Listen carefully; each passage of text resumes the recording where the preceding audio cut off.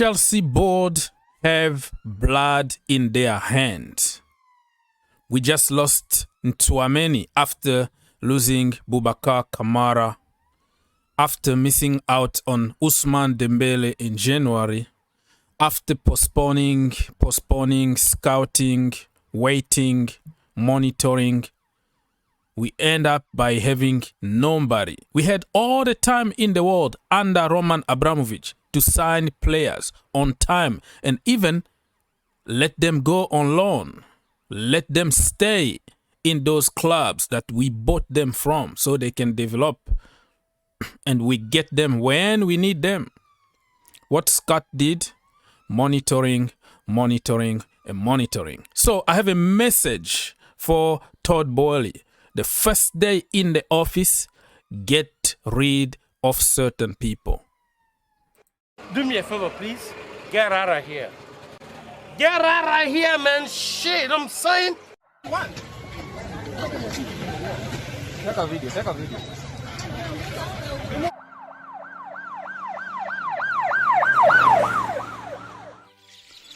All right, people. So, this is confirming the worst case scenario here for Chelsea Football Club.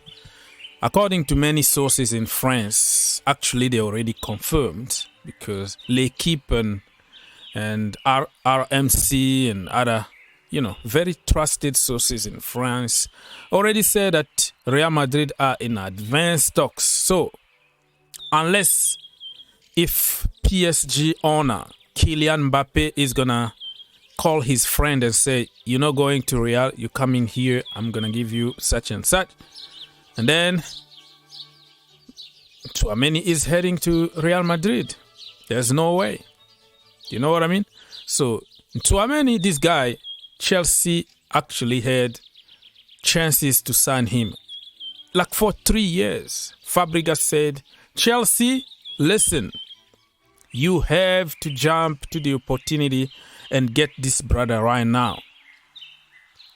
Don't wait. Back in the day, if we had 20 to 30 million, we were going to have him. Why not sign this brother and let him at Monaco even for 2 years loan? Why you didn't do that? Because our scouting department apparently were not sure of his qualities. Wow. What kind of scouting is this? What kind of scouting is this? Everybody in that scouting department need to go right away. Okay? Who's next? Who are we gonna lose next? Kounde? Okay? Ousmane Dembele? Because we're not doing anything. Not only our fault, but because of the government. So we're gonna just keep the government away from this, right? But we had a chance. We freaking had a chance to sign this brother for almost peanut money. And we decided not to go for him. The rest is history. So let me know in the comment, what do you think about this Kounde, this Tchouameni situation? Do you think that PSG still has a chance here to go and hijack the deal? Or do you think if somehow our new owners are announced, Chelsea could go and hijack the deal? But Chelsea are not going to give the amount of money that Real Madrid are going to offer to Tchouameni. And it's not even 50 million. Fabrizio Romano made a mistake here. It's going to be more than 80 million. So keep your eye open on that. I don't know, man. Sick and tired of this. Listen, now let me show you a little bit about this guy that we missed out yesterday because Aston Villa went to get a free agent, Boubacar Kamara. Look at that. I am not even going to show you some image because it could be copyrighted.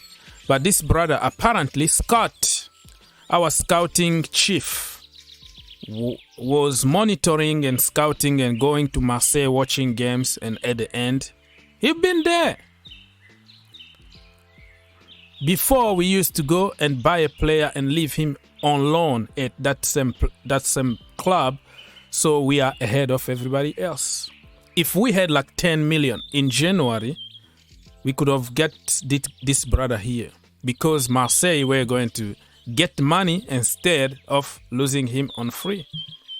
You pay the money, you leave that player on loan until the end of the season. You make some financial, arrangement with that club. That's how we used to do things under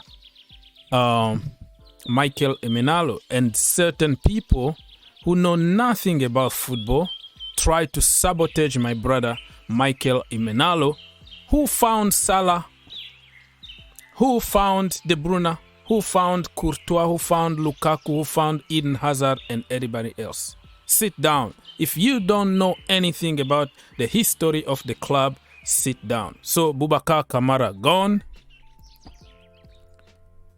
Tchouameni gone. Who's next? I'm not going to be surprised if we lose out on Kounde, because that is a Chelsea thing.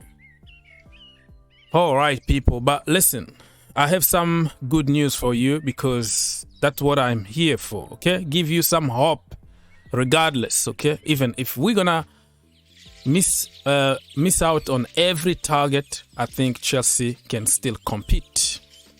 All right? So calma, because we are Chelsea Football Club. And I will tell you why I'm still hopeful and I'm still very confident for the future of Chelsea Football Club.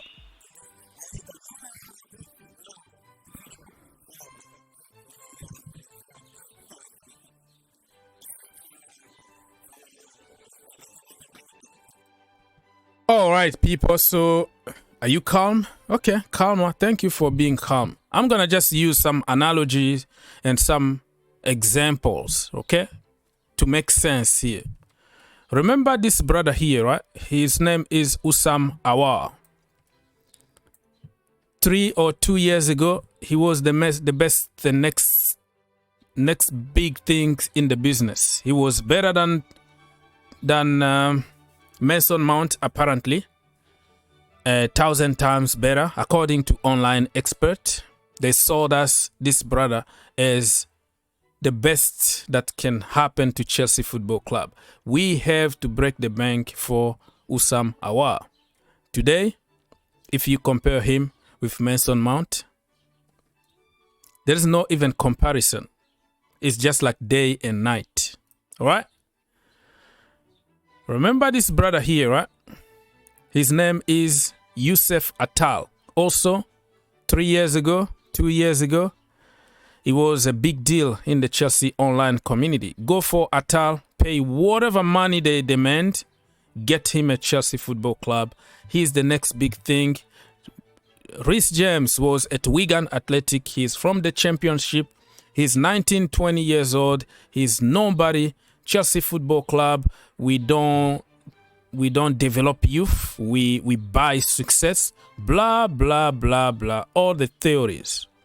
Youssef Attal, now if you compare him with Reece James, the King James himself, it's day and night. I can go on and on. I can even bring Moussa Dembele and Tammy Abraham. Oh, Tammy is just an average, blah blah blah blah blah. Today, if you compare Moussa Dembele with Tammy Abraham, it's day and night. So where am I going with all this? Okay, stop preaching. I'm trying to let you understand that I'm here and I created my channels to bring people together, to bring Chelsea community together. I don't care what religion you believe in. I don't care what the color of your skin is. What is your nationality? We are all Chelsea fans. We are united as a blue family. But what I see in the Chelsea community is when you are from the academy or you are an English player, and to a certain extent Americans, we love to hate them. They are nobodies. They are too expensive, or they are too young, or they are overrated by the media, hyped by the media, blah, blah, blah, blah. There's no no fairness when it comes to criticizing players depending on their religions, depending on their countries, depending on their races. So we have to stop that. We have to come together. When somebody comes to Chelsea Football Club, plays for our beautiful blue shirt, we have to support that as our own brother and stop those propaganda and agendas against certain nationalities or certain countries that you don't like. So let me finish by this one. This tweet here is awesome from Daniel Child, son of Chelsea. So he says here, the mental gymnastics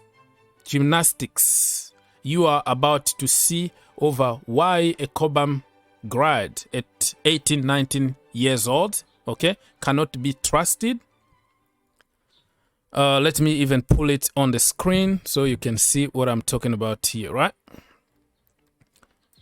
Okay, so this is what I'm talking about. So literally, he's talking about how our youngsters from the academy are treated. Okay, if Levi was at PSG or Borussia Dortmund or whatever, people don't care about their age. People don't care about how much they're gonna cost. People don't care about their lack of experience. It's all break the bank, bring them at Chelsea Football Club. We don't care. It's not my money. When it comes to the academy product or English players, it's always, oh, look at that. Look at that. It's such and such. It's too expensive. He's too young. No experience. We need somebody else. So I am here to bring people together.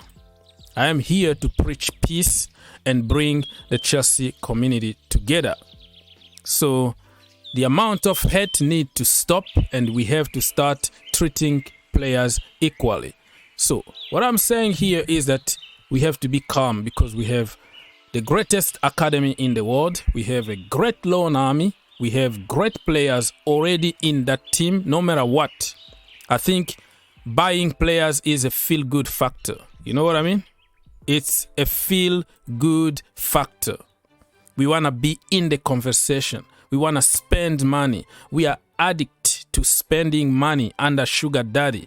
Now Sugar Daddy is gone, but he left us a very good legacy from the academy and the loan army that we can use instead of go and buy Morata or Lukaku. You know what I'm trying to say here?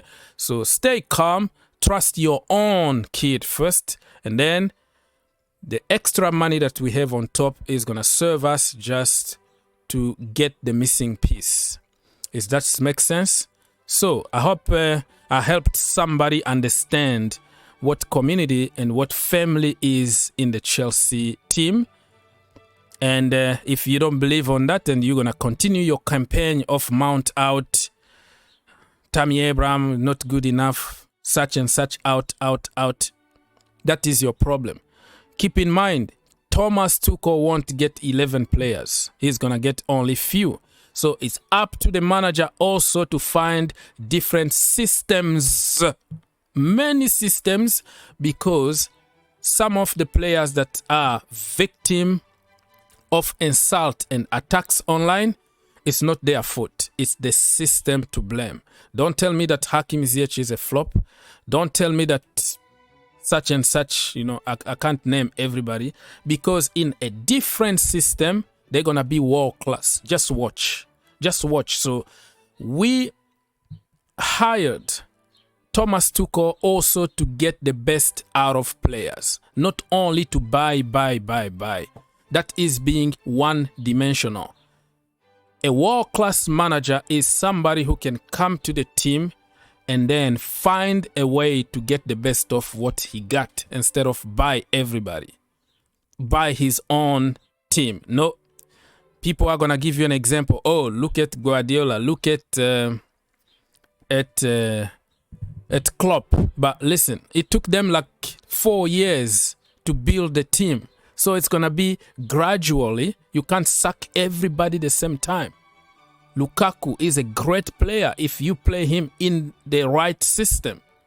So when we sacked Frank Lampard, it was because he couldn't get the best out of world-class, quote-unquote, world-class players that we had, right?